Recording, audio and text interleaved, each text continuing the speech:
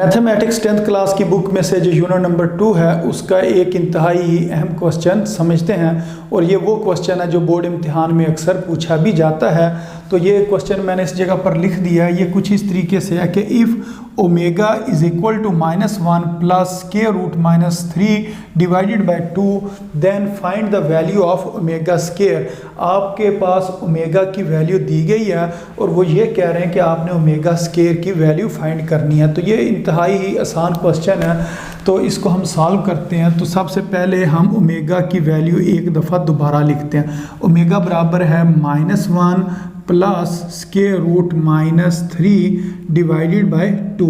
अब हम क्या करेंगे, दोनों साइडों पर स्क्वायर ले लेंगे। तो इधर हम लिखेंगे taking square on both side, taking square on both side के दोनों तरफ हमने स्क्वायर ले लिया। वो किस तरीके से, मसलन इसको एक दफ़ा दोबारा लिखते हैं। एक दफ़ा दोबारा लिखने के बाद हमने क्या करना है, इस जगह पर भी ब्रैकेट लगानी है और इसकी पावर 2 लिख देनी है, यानी कि स्क्वायर लिख लिया। इधर भी ब्रैकेट लगाकर इसकी पावर कितनी लिख ली, 2 लिख ली। अब ये जो पावर 2 है या स्क्वायर है, ये ऊपर वाली टर्म का भी है और नीचे वाली टर्म का भी स्क्वायर है। तो ये क्या बन जाएगा, ओमेगा स्क्वायर बन जाएगा।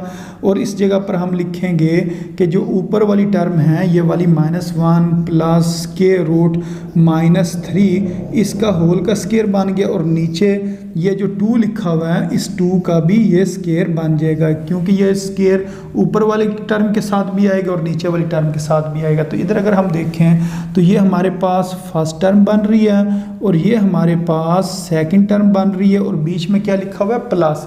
तो इसके ऊपर जो फार्मूला हम अप्लाई करेंगे वो होगा a प्लस बी का होल स्क्वायर। तो अगर मैं इस जगह पर लिखूं कि a प्लस बी का होल स्क्वायर ये किसके बराबर होता है, तो ये बहुत आसान फार्मूला, ये हमें पता है। ये बराबर होता है जी फर्स्ट टर्म का स्क्वायर, फिर हम लिखते हैं प्लस सेकंड टर्म का स्क्वायर, दरमियान में प्लस लिखा हो तो इधर लिखते हैं +2 फर्स्ट टर्म और सेकंड टर्म। तो ये हमने ना जो फार्मूला, इस फार्मूले को हमने अप्लाई करना है ये जो ऊपर वाली टर्म्स हैं इनके ऊपर।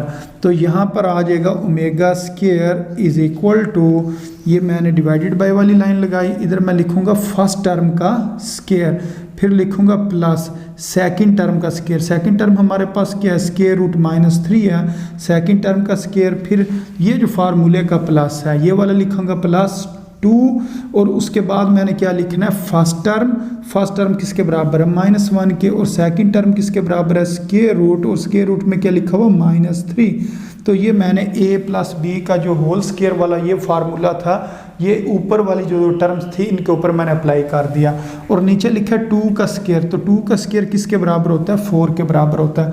अब इसकी कटिंग करते हैं, ये जो स्क्वायर है और ये स्क्वायर रूट ये आपस में कैंसिल हो जाएंगे।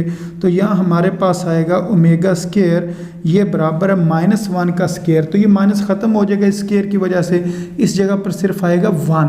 फिर हम लिखेंगे प्लस, और ये हमारे पास क्या आ जाएगा -3। इसका आपने माइनस नहीं ख़त्म करना है, मसलन आप कहेंगे ऊपर स्क्वायर है और ये जी माइनस है, ये ख़त्म हो जाएगा जिस तरह ये वाला माइनस ख़त्म हो जाता है, ये इस तरह नहीं। ये जो ऊपर 2 लिखा हुआ है या स्क्वायर लिखा है उसने स्क्वायर रूट को ख़त्म करना है, अंदर वाले माइनस को ख़त्म नहीं करना है। तो इसके ऊपर स्क्वायर रूट नहीं था -1 के ऊपर, इस वजह से इसका माइनस ख़त्म हो गया था। लेकिन यहाँ जो पावर 2 है वो स्क्वायर रूट के साथ ख़त्म होगी, अब उस अंदर वाला माइनस हमें लिखना पड़ेगा। अब ये लिखा हुआ है प्लस माइनस, तो प्लस माइनस किसके बराबर होता है, माइनस के बराबर होता है। 2 1s are 2, तो ये 2 बाहर आएगा। और ये जो स्क्वायर रूट -3 है इसको हम इसके साथ लिख देंगे। अब ये डिवाइडेड बाय जो 4 है वो हमने लिख दिया। अच्छा, अब इसके बाद इस क्वेश्चन को मैं इस जगह पर सॉल्व करता हूँ। तो ये क्या लिखा हुआ है, ये लिखा हुआ है जी ओमेगा स्क्वायर।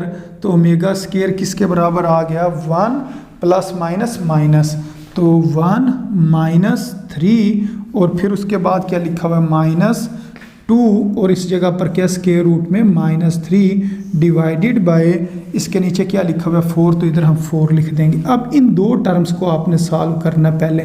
तो 1 -3 किसके बराबर होता है, -2 के बराबर होता है। तो इधर हम लिखेंगे ओमेगा स्क्वायर बराबर है -2, और ये जो लिखा है ना -2 इंटू स्क्वायर रूट -3, वो साथ वैसे ही आएगा। ये आपने नहीं करना कि आप कहें जी ये 1 -3 -2 और -2 -4, ये असल में जो -2 है इसके साथ मल्टीप्लाई हो रहा है। जो स्क्वायर रूट -3 वाली टर्म है ना, इसके साथ ये वाला -2 मल्टीप्लाई हो रहा है, तो इस वजह से हमने इसको इसी तरह ही लिख रहने देना। ये जो शुरू वाली जो दो टर्म्स है ना, इनको सॉल्व करना है। तो 1 -3 किसके बराबर आ जाएगा? -2 के बराबर आ जाएगा।